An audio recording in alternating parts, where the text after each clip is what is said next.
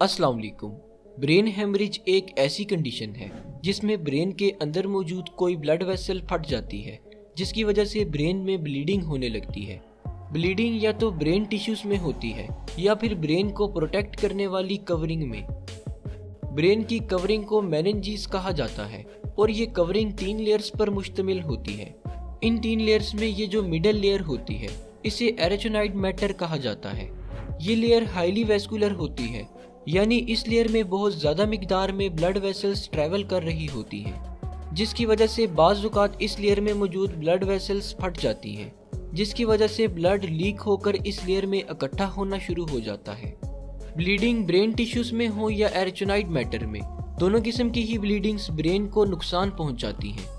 अगर bleeding brain tissues में हो जाए तो इस केस में ब्रेन के सेल्स ऑक्सीजन न मिलने की वजह से मरना शुरू हो जाते हैं। और अगर ब्लीडिंग ब्रेन की कवरिंग में हो तो इस केस में ब्रेन की कवरिंग ब्लड भर जाने की वजह से स्वेल होने लगती है, जिसकी वजह से अंदर मौजूद ब्रेन के सेल्स पर दबाव पड़ता है और इस दबाव की वजह से इस रीजन के ब्रेन सेल्स मरने लगती हैं। ब्रेन में ब्लीडिंग होने की बहुत सारी कॉसेस हो सकती हैं, जैसा कि सर पर कोई गहरी चोट लग जाना, हाई ब्लड प्रेशर की वजह से ब्रेन की रग फट जाना, ब्रेन में ट्यूमर का मौजूद होना या फिर मरीज को कोई ब्लीडिंग डिसऑर्डर होना वगैरह। अगर ब्रेन हेमरेज के सिम्टम्स की बात की जाए तो जैसे ही किसी शख्स को ब्रेन हेमरेज होता है उसके सर में शदीद दर्द होने लगता है और इसके साथ वॉमिटिंग भी हो सकती है।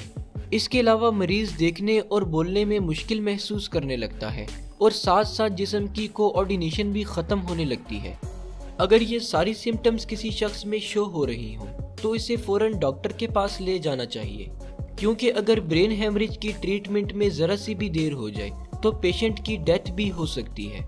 ब्रेन हेमरेज को ट्रीट करने के लिए सबसे पहले ये जानना ज़रूरी होता है कि ब्लीडिंग ब्रेन के कौन से हिस्से में हुई है और इससे ब्रेन का कितना हिस्सा डैमेज हुआ है।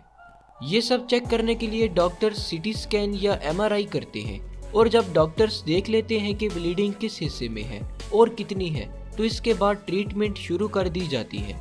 ज़्यादातर केसेस में ब्लीडिंग को निकालने के लिए सर्जरी परफॉर्म की जाती है, जिसमें पेशेंट के स्कल में सुराख करके ब्लड क्लॉट को ड्रेन कर दिया जाता है।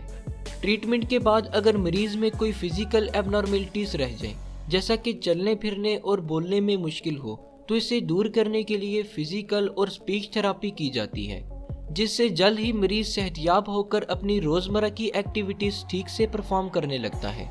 शुक्रिया। अल्लाह हाफिज़।